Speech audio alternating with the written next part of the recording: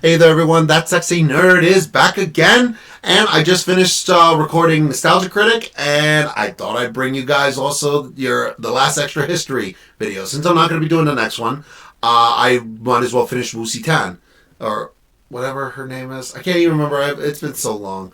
But yeah, I've been loving her story so much. I just haven't been able to record in a while because I've been trying to edit, trying to make new videos, trying to edit some old ones, because I have a lot of stuff that's piling up, honestly. And I love to bring it to you guys. I'm still working on Transformers Rise of the Machines. Rise of the Beasts. But anyway, let's not delay anymore. Let's just get into the episode. Let's finish both of them. We're going to do both of them at the same time. So please, smash that like button if you want to see more sexy and nerdy content, and subscribe if you think I deserve it. And let's do this thing, y'all. Luoyang, December 27th, 683 CE. There are strange signs and omens in the capital. Reminds me of that cricket from Mulan. For within the palace, Emperor Gaozong lies dying. Already, his massive mausoleum being built. His heir was selected, though not without difficulty. So many misfortunes and cruel misadventures had befallen his sons of late. But he did have an heir, and on that young man's shoulders would rest the legacy of Gaozong's reign. The ongoing war in Korea, border clashes with the Tibetan Empire, military backing to the exiled Emperor of Persia, and a dangerous and complicated religious situation where multiple faiths vied for imperial favor. However, Gaozong closes his eyes reassured, because despite his son's youth, the true ruler of China would be the same one that's been ruling it for decades. Oh, the really? woman behind the curtain, destined to one day join him in that great mausoleum. Empress Wu Zetian. Zetian. Ba-da-dum-bum. Thanks so much to Factor for keeping us history-loving beings well-fed fast. Emperor Gaozong reigned for 17 years after the mountaintop ritual we discussed at the end of last episode. But it was clear for much of that time that he was not fully, or even primarily, running the country. Wu was a constant presence in the throne room, sitting beside and slightly behind Gaozong, screened from sight by the customary curtain of beads and pearls that was supposed to shield her from modesty. This allowed her to hear the matters brought before the emperor, and, Wizard of Oz style, whisper into his ear what the correct ruling should be. Wizard of Oz. Pay no attention to that woman. Oh, that way. Except, people did. In fact, it was so well known that Wu was serving as the unofficial regent of the empire that the pair were popularly known as the Two Sages. At one point in 675, Gaozong's illness got so bad that he considered officially and publicly making Wu his regent, but advisors counseled against what would have seemed a radical act. So the two just stumbled along until the end of his life, with Wu essentially navigating the empire through a time that encompassed both the empire's greatest danger and its greatest glory. As we mentioned earlier, the empire was simultaneously fighting battles in hotspots that stretched from Korea to Central Asia. And not all of these wars were successful. Wu wasn't some sort of military genius, but even when they didn't win, they were still well managed enough that losing them didn't sink the empire as a whole. And part of that was due to diplomacy. It should be noted that during the ritual of 666, the Tang hosted high-level guests from several Korean states, the Khmer Kingdom of Cambodia, Persia, India, and the Umayyad Caliphate. That suggests an enormous and complicated diplomatic reach, though things were not exactly simple on the domestic front either, since China's religious landscape was changing in the 17th century. Buddhism had arrived in China centuries before, but it was only in the reign of Gaozong's father, Emperor Taizong, that the monk Xuanzang had traveled on his epic journey to India, returning with and translating what would be the foundational sutras of Chinese Mahayana Buddhism, which of course you can see our series on here, and please do, it's one of my absolute favorites lately. Really? But the point is that Buddhism was kind of the new kid on the block. Oh, now I missed it. All right. Well, that's going to be our next video, since he's going to be doing... who knows, since they're going to be doing the transatlantic bullshit fuck, I'm going to do that. I'm going to do Buddhism. And not as entrenched in power structures as the Confucianism of the elder scholar class or the powerful rituals and sorcery of Taoism. In truth, all three were vying for control, patronage, and imperial attention. And really, the court did frequently engage with all three religions in a syncretic fashion. The imperial court was awash in astrologers, Taoist sorcerers, Confucian numerologists, and Buddhist monks, all regularly interpreting and reinterpreting prophecies and omens. Shut up! Shut up! Shut up! Shut up! Because while the emperor's position was a political one, it was considered spiritual as well. He was no mere king, but a cosmic axis who harmonized heaven, earth, and human beings. And Wu wanted to imbue herself with some of that sweet religious power. As a result, she specifically went out of her way to spread her patronage among the religious sects. She funded her own group of Confucian officials to produce works of history and poetry, including biographies of great Chinese women, and helped expand and reorganize the civil service examination system to make it more meritocratic. This decision to expand reliance on examinations for official postings would shape China for much of its later history. She also sponsored new publications of Taoist texts and got them added as part of the reading material for the exams, raising the prestige of the Taoist beliefs, frequently more popular amongst commoners. Yet, her greatest patronage was for Buddhism. And while she practiced all three religions, it's generally believed that Wu was largely a Buddhist.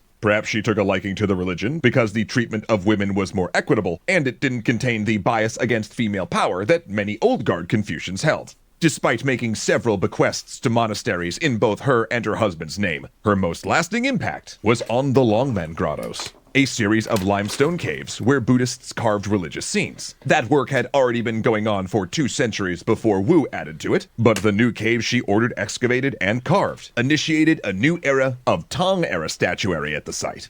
Wu's cave, roughly the size of a church, was carved out largely between 672 and 674, and contains a 56-foot Buddha that remains an enduring symbol of China. It's considered some of the finest religious art from the Tang Dynasty, and today is a UNESCO World Heritage Site. Unusual for the era, it also includes a significant number of women amongst its carved figures. These sponsorships of religious organizations successfully tied Wu to the divine power of the throne, cementing her personally as possessing part of that spiritual legitimacy rather than having it merely be a reflection of her husband. Her husband, who again was gradually dying, with his succession uncertain. At this point, Gaozong and Wu had 3 surviving sons, though his eldest was actually rumored to be Wu's nephew. See, according to court gossip, Wu's sister had carried out an affair with Gaozong upon coming to court, and the crown prince was adopted by Wu to prevent a scandal. He'd also supposedly had an affair with her daughter, being Wu's niece. Man, Gaozong, why's everything gotta be all weird incest stuff with you? You know, they didn't have to make Game of Thrones. They could have just done China. Jesus Christ!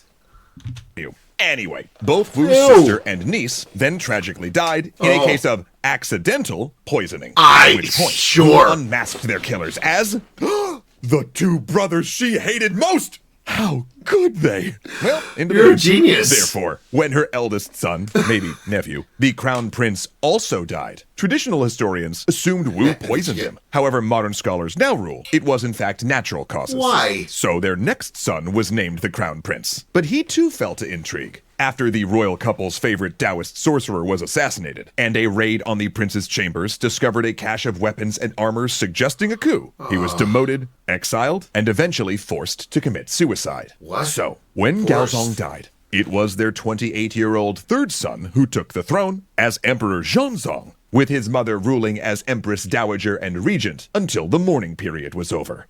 Or, forever. Because within 2 months, it was clear that Wu had no intention of giving up her power to Zhongzong. In fact, when he and his wife Empress Wei tried to get him to displace Wu as an advisor in favor of her father, Wu essentially triggered a coup and expelled them. Zhongzong and Wei were shipped to house arrest in the provinces, despite her being heavily pregnant. She gave birth on the road, in deep winter, and Zhongzong was forced to tear off pieces of his imperial robe to wrap the child in to prevent it freezing. Meanwhile, his younger brother now took the throne as Emperor Ruzong. But truthfully, by now the mask was off. A virtual prisoner in the palace, Ruzong's movements were heavily restricted, and his name and seal not used on official documents and proclamations. Due to his speech impediment, you see, Wu translated his orders. Now, that sounds familiar. Wow. Now, at age 60, Wu Zetian, both literally and metaphorically, emerged from behind the curtain to rule in public. She inaugurated her reign, or her son's, with the Act of Grace in 684, renaming many palaces and offices while changing the court regalia to make it more reminiscent of the early Zhou These are dynasty, which the kids, Tang man. saw as an ancient golden age. This came with a heavy program of criminal pardons, tax relief, charity, and religious leave for troops. She also hatched a recruitment drive, staffing a reorganized government with the able men that owed their elevation to her. There was a small rebellion by a religious leader who'd previously made a hoax claim of glowing light guiding him to a Buddhist statue, but she crushed that no problem. Oh. And to keep the people happy, she placed a great 4-chambered urn at the center of the capital. The first chamber was to recommend officials or legislation. The second was for complaints against the government. The third was to report acts of injustice. Justice. And the fourth was to denounce traitors. And boy, oh boy, was that fourth chamber going to be getting busy real soon. Yeah, so on that, very interesting stuff. But again, actually, I've heard women, that would be the only way for women to gain any power in China. But I thought that was China, Japan. Have you noticed that the imperial powers in China, Japan, and Korea are very similar?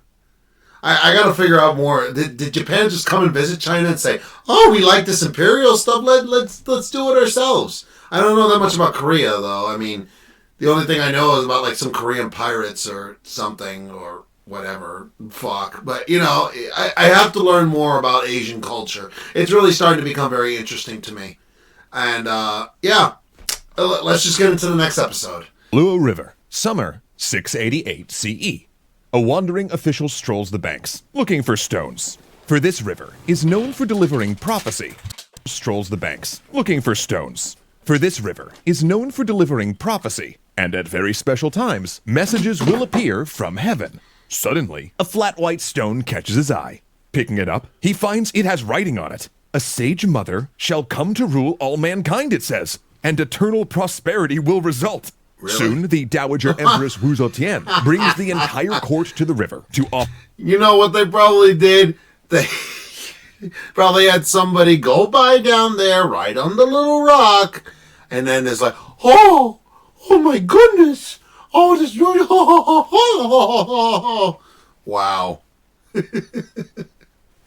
Fake prophecy. Nice. For thanks for the prophecy that she is sure refers to her. After all, there are already monks who are creating a new translation of the Great Cloud Sutra with a passage about how a celestial bodhisattva will return in the body of a woman and rule the earth. So this stone cannot be a coincidence. And it's not, because that translation is sponsored by Wu herself, and the man who found the stone just so happens to be her nephew. Alright, fine. Not as intricate as my plan, but okay. Thanks so much to Incogni for helping to keep people's everybody's personal getting data Incogni. personal.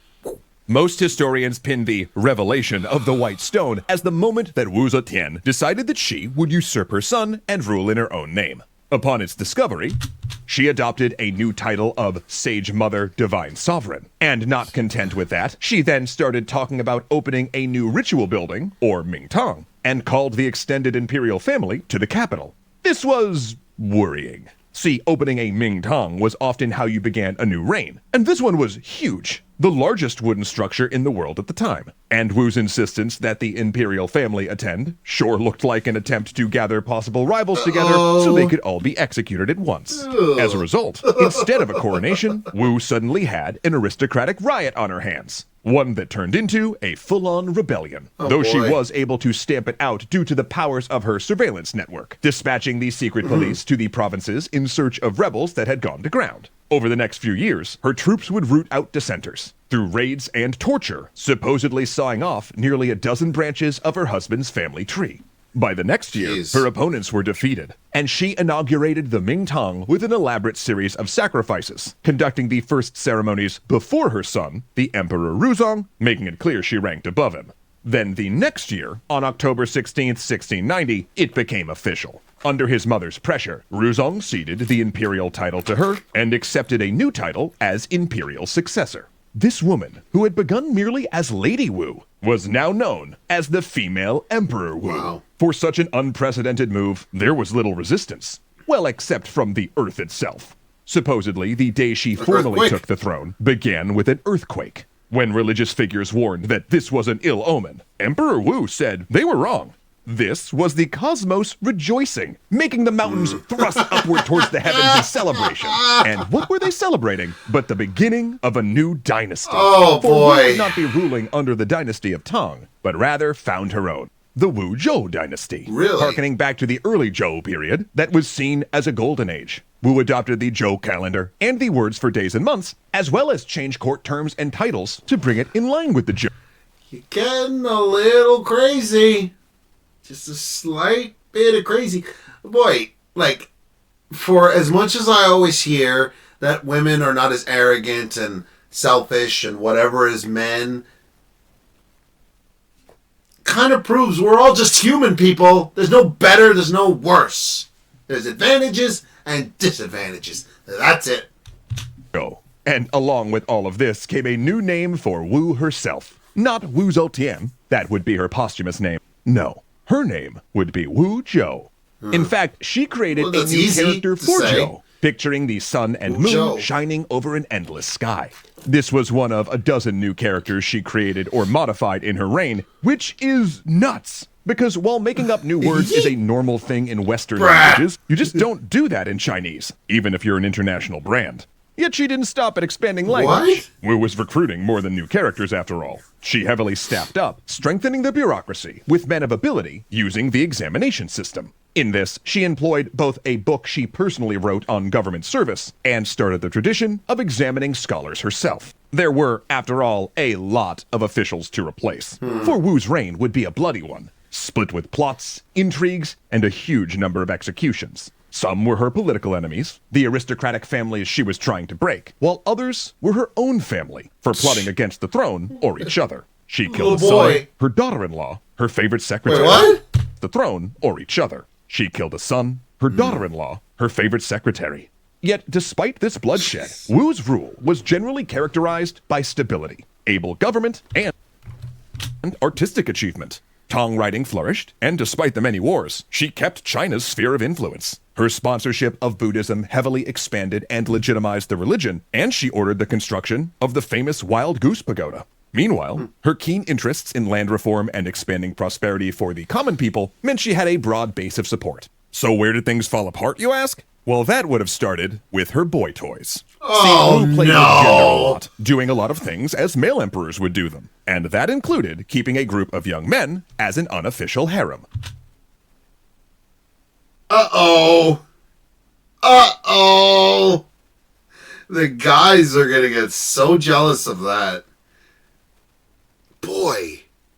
She's going to remind me of Catherine the Great, huh? And no shade there. The problem was, she also kept appointing these boy toys to official positions. Like the one she made a Buddhist priest, so he could visit her in her chambers where men weren't allowed, then put him in charge of both a monastery and a military campaign, both of which he bungled. So then she made him a chief overseer of the Ming-Tong's construction, which he supposedly burned down along with an adjoining temple after finding out Wu had taken a new lover. In retribution, Wu hired a temple after of the Ming-Tong's had taken a new lover. Burned down along with an adjoining temple, overseer of the Ming-Tong's construction, which he supposedly burned down along with an adjoining temple after finding out Wu had taken a new lover. In retribution, Wu hired a group of stout women to ambush him upon entering the palace, wrestle him to the ground, and strangle him to death. But really, that was nothing compared to the saga of the Zhang brothers.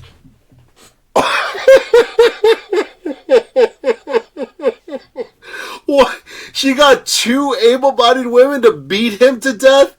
That is funny as hell. Wow. A duo of boy toys Wu became enamored with at the age of 75. Oh, the no. Zhang brothers had a few foibles that made them unpopular at court. For example, they frequently dressed and presented as women, and may have been eunuchs. Wu gave them charge of a new literary department, which they basically turned into a frat house. Then when one brother claimed to be a reincarnated Taoist immortal, she staged an elaborate spectacle of him ascending to heaven, where he mounted a large wooden crane and played the flute as a mechanical device winched him to the ceiling. Was opium around at that time? Because, boy, they had to be on some powerful drugs to do that. Wow. Wow. But when a court official put the Zhongs on trial for corruption Well. and beating a slave to death, Wu not only got them acquitted, she appointed one of them to investigate the prosecutor, who ended up being banished. But that kerfuffle the was Donald not Trump the only method. rockiness in the empire, for Wu was getting old, and the prospect of succession unsettled the country. The years of executions and attempted coups began to take their toll. Wu tried to calm things down by recalling the formerly exiled Emperor Zhongzong, who remained popular, and naming him crown prince. gonna be pissed. Meanwhile, Wu, now 81, became ill and secluded herself, speaking only to the Zhongs. By 705, though, many thought Wu had lost a step and should finally retire, and that the cruel Zhang brothers needed to die. February 20th, 705. Zhongzong breaks into Wu's private chambers, with 500 men at his back. They have swords and armor. No one's seen the Empress in months. The Zhang brothers are in the inner courtyard, and they barely have time to raise their arms in defense before the mob is on them, shouting and hitting, forcing them to their knees. Then, swords fall. 2 heads hit the dirt of the courtyard. Then everything goes quiet. Empress Wu emerges from her bedchamber. The crowd bows in reverence as she looks down at her son. So it's you. She says. Now that the 2 boys are dead, you can return to your palace. She then chided the crowd for waking her and told them to quiet down and get out. The next day, Zhongzong took formal command of the empire under the banner of the restored Tang dynasty, and Wu moved into a different palace. She died 8 months later, interred next to her husband in the enormous mausoleum they'd built decades before. Yet, despite that, the gigantic stele outside her tomb, meant to record the accomplishments of her life and reign, was left blank. The Tang, for their part, revered her, but then also tried to prevent later princesses from following her path, tightening the reins on female power. Regardless of the blank stele, though, China never quite forgot Wu, partially because of her exaggerated reputation for seduction and violence, which did make her a compelling character in plays and stories. In fact, today, Chinese consumers can buy Wu Zetian-inspired costumes and branded perfume, or watch soap operas based on her life. This young girl, who came to court, originally valued only for her beauty, had ruled for around 4 decades, expanded the empire to its greatest extent, and had changed both the administrative and religious landscapes of China forever. Well, wow, very fascinating. I really want to see like a long documentary on this lady, because I feel like there's more things that I'm missing. Also, I want to find out about those 2 brothers that she banished, like back in like either episode 2 or 3. Wow, what an interesting person. She's bitch, but you know, an interesting person. China's really messed up, isn't it? The royal families and whatnot. Oh, speaking of which, I think I finally. No, I didn't think they had the yellow. I said this in one of my first videos ever on Turning Red. In back, it was my first movie review. Yeah, I said I had seen. I even said they were watching an Empress documentary, or not documentary, novela, as we Spanish people like to call them, and it was like some princess lady. It probably might have been Wu Zetian. Who knows? I guess we'll see. But yeah, anybody know anything else about this? I want to find out more information about this, and hopefully they do a video on those 2 brothers that they talked about. Really, I want to find out more about ancient China, Korea, and Japan. So let me know what you guys think, and if you want to see more videos on that, or if you want to see that Buddhist video, because hopefully I'll be able to be doing that very soon. Well, please smash that like button if you want to see more sexy and nerdy content, and subscribe if you think I deserve it. And I'll see y'all in the next episode.